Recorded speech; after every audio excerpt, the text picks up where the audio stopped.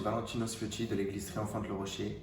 Et ce soir, je suis avec une invitée très spéciale qui est le pasteur Kimino Siende, visionnaire de l'église Triomphante Le Rocher. Alors, pasteur, dites-nous qui est véritablement le pasteur Kimino? Pasteur Kimino Siende et comme vous l'avez souligné, pasteur de l'église Triomphante Le Rocher. Je suis mariée, j'ai 4 enfants et je sers le Seigneur dans la joie et la bonne humeur. Alors, pasteur, concernant le service du chant, il y a votre album qui est sorti le 19 avril, composé de 4 titres. Tu m'as tout donné, qui est le titre de l'album également. Mon âme bénit le Seigneur, Tu es mon Dieu et Tu es mon roi. Alors, est-ce que vous pouvez me parler de Tu m'as tout donné, les paroles, comment vous ont-elles été inspirées, le message véhiculé derrière cela? Alors, Tu m'as tout donné est un album qui a été créé sous l'inspiration du Saint-Esprit, dans le verset et Colossiens 1, verset 16. Tout a été créé par le Seigneur et c'est de lui que viennent toutes choses. C'est selon sa volonté. Et donc, Tu m'as tout donné d'un album d'action de grâce pour dire merci au Seigneur pour tout ce qu'il a fait pour moi particulièrement, mais aussi pour d'autres personnes. Et donc, le but, c'est vraiment de lever, de glorifier le Seigneur et en fait, de dire aussi des déclarations d'amour, ce que je pense que Dieu est pour moi, mais aussi pour tous ceux qui vont écouter cet album. Amen. Donc, c'est plutôt un chant de reconnaissance. C'est un chant de reconnaissance. Amen. Et de proclamation. Amen, amen. Et mon âme bénit le Seigneur alors? Mon âme bénit le Seigneur, c'est une imposition que je me suis faite au niveau personnel, c'est-à-dire parfois il arrive des situations où on n'est pas forcément en forme, on n'a pas envie de sourire ou encore de participer à certaines choses. Amen. Mais le Seigneur nous dit que la joie du Seigneur est notre force, quelque chose qui se passe autour de nous. Et donc mon âme bénit le Seigneur, c'est un ordre que je donne à mon âme parce que Jésus-Christ mérite la louange et l'adoration, quels que soient les temps et les circonstances. La Bible dit « loue l'Éternel », quels que soient les temps et les circonstances. Donc, pour cela, il faut imposer à son âme de pouvoir célébrer Dieu en dépit de toute situation, que dans les bons comme dans les mauvais jours. Ce n'est pas parce qu'on est heureux qu'on bénit le Seigneur, même dans les jours où on est malheureux, on doit bénir le Seigneur parce qu'il est le maître des temps et des circonstances. Donc, voilà. Alors, pasteur, concernant Tu es mon Dieu, quelle est la profondeur du message que vous voulez nous transmettre, nous qui allons l'écouter? Alors, Tu es mon Dieu, c'est un message, c'est une prière. Amen. Une prière qu'on adresse au Seigneur en vue des situations qu'on peut traverser.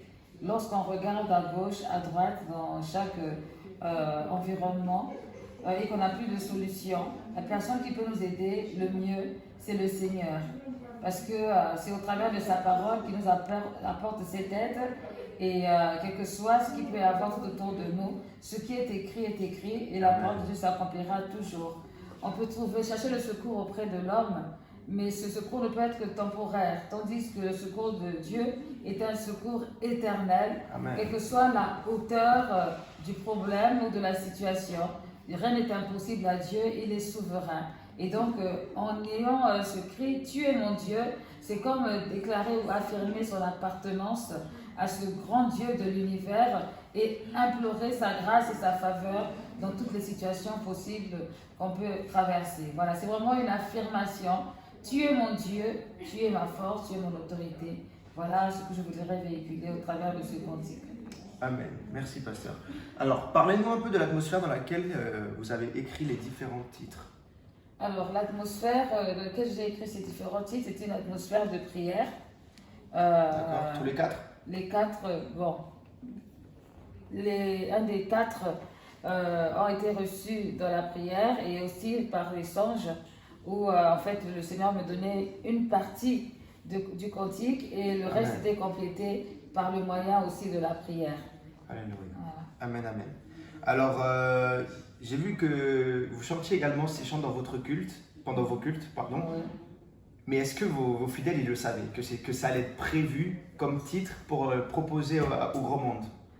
Alors, je n'ai pas parlé de cela avant de rentrer vraiment au studio et de confirmer la production de l'album. parce que je voulais faire une surprise à tout le monde. D'accord.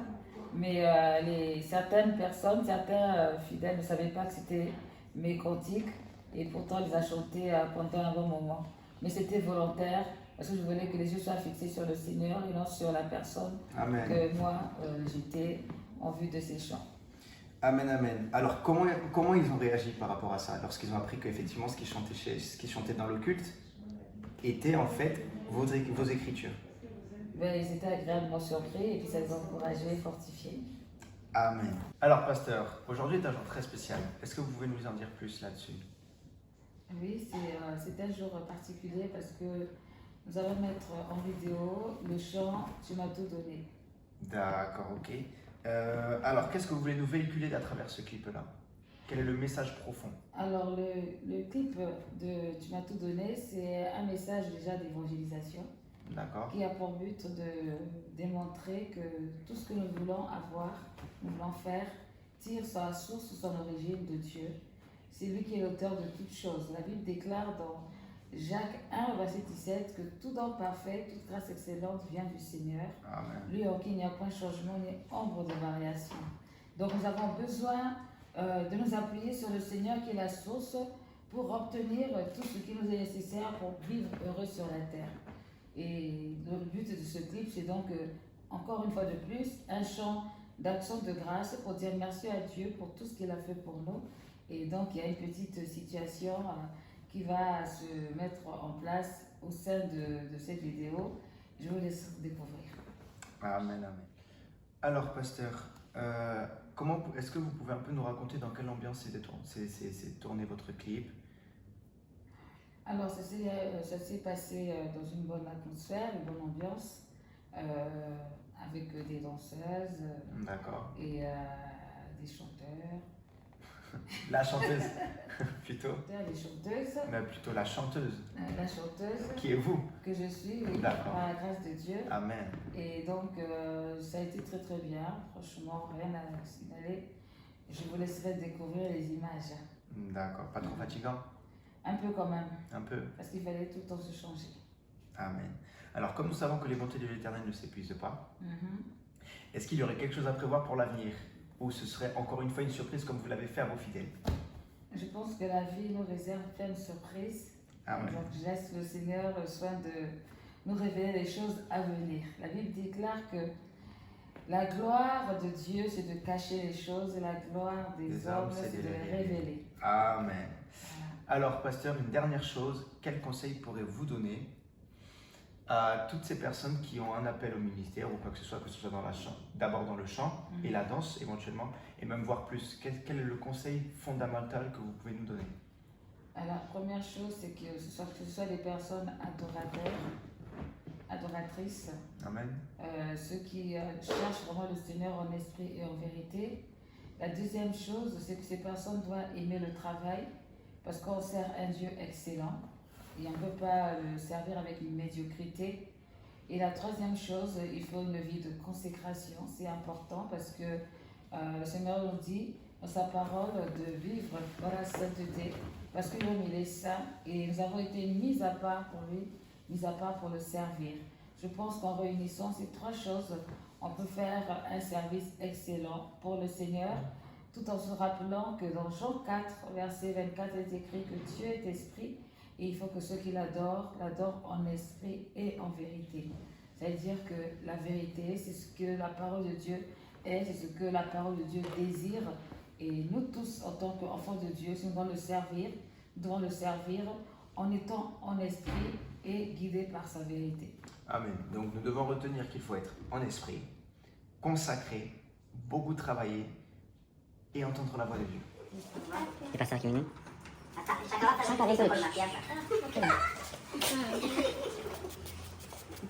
Tu as tout accompli pour moi. Je veux t'adorer. Tu as établi ton royaume dans les cieux, Seigneur. Et ton règne n'a pas de fin. Tu as tout accompli pour moi. Je veux t'adorer. Tu m'as tout donné. Je veux t'adorer.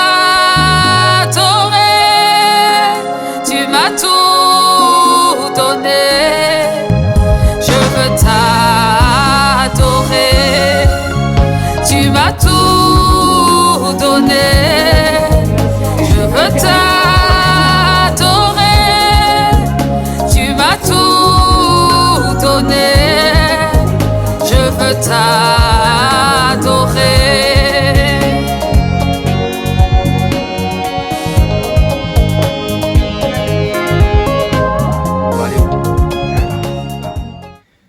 Alors, pasteur, nous sommes en période de déconfinement. Et il y a une question qui me tourne à la tête un petit peu. J'aimerais savoir comment faire pour rester ferme et, savoir quelle est la place que l'adoration doit prendre dans notre vie chrétienne. Alors, comment faire pour rester ferme? Pour rester ferme, il faut prier. Amen. La parole de Dieu déclare dans 1 Pierre 5, verset 8, veillez et priez pour ne pas tomber en tentation. Le diable rôde comme un lion rugissant, cherchant qui dévorer. Donc, pour pouvoir tenir ferme, il faut prier. Être en communion avec le Saint-Esprit, cela nous éveille, cela nous permet de nous maintenir, quel que soit ce qui se passe tout autour de nous. Et la majorité des personnes qui n'arrivent pas à tenir ferme, c'est souvent parce qu'ils ont une vie de prière assez difficile ou chaotique et parfois inexistante. Et cela les empêche vraiment d'être prévenus par le Saint-Esprit, par le Seigneur, des choses qui peuvent arriver tout autour. Amen. Donc la prière, c'est important. D'accord. J'ai une petite parenthèse. À quel rythme faut prier dans ce cas? Est-ce qu'il faut prier 3 fois par jour? Est-ce qu'il faut prier 1 heure tous les jours? Est-ce qu'il faut prier tout le temps ou avoir une prière chaque matin? Comment gérer ça en fait? La Bible déclare de prier sans cesse. 1 Corinthiens 5, verset 17. Amen. La prière, ce n'est pas le fait de se mettre à genoux ou de se coucher par terre, mais c'est un état d'esprit. C'est être en permanence en communion avec le Seigneur. Amen. Et quelqu'un qui est à cet état d'esprit depuis le début du matin jusqu'au soir, c'est une personne qui va vivre pleinement l'évangile, vivre pleinement la parole de Dieu et donc fera attention, sera attentive à ce que l'Esprit de Dieu va indiquer à un moment donné. Donc la prière, c'est être en communion avec Dieu, c'est parler avec Dieu et il y a différentes manières de parler avec le Seigneur. Ça peut être au moyen du chant, ça peut être au moyen de la danse, ça peut être au moyen de la parole, mais le plus important, c'est vraiment d'être en communion avec le Seigneur. Amen. Et la place de l'adoration dans cette fin de confinement? La place de l'adoration, la Bible déclare dans Deutéronome 6, verset 5, que tu aimeras le Seigneur ton Dieu de tout ton cœur, toute ton âme, toute ta force et de toute ta pensée. Amen. Et tu n'auras pas d'autre Dieu que lui. L'adoration, c'est mettre Dieu à un plus haut niveau. C'est le considérer comme suprême, souverain dans chaque décision que nous prenons. L'adoration est un style de vie. Et je pense que l'adoration, c'est quelque chose qui doit vraiment faire partie de la vie du chrétien. Parce que sans l'adoration, il n'y a pas non plus de rapprochement véritable et concret avec le Seigneur. D'accord. Alors, une petite dernière question pour finir. Quelle est la différence selon vous et selon votre expérience dans la vie chrétienne? Comment peut-on différencier un artiste chrétien et un chanteur? Alors, un chanteur, c'est une personne qui chante, qui déclare des paroles. Et ces paroles n'ont pas forcément un sens, une vocation à adorer le Seigneur.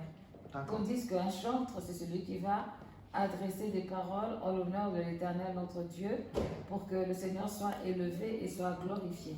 Donc on peut être chanteur sans être chantre. Par contre, on peut être chantre et exprimer son cœur par le moyen de la chanson ou encore par le moyen des instruments de musique ou par le moyen de la danse. Voilà. Mais un danseur n'est pas forcément un chantre, un musicien n'est pas forcément un chantre parce que l'origine de ce qu'il fait, ce n'est pas forcément Dieu, ça peut être autre chose, ça peut être juste la passion.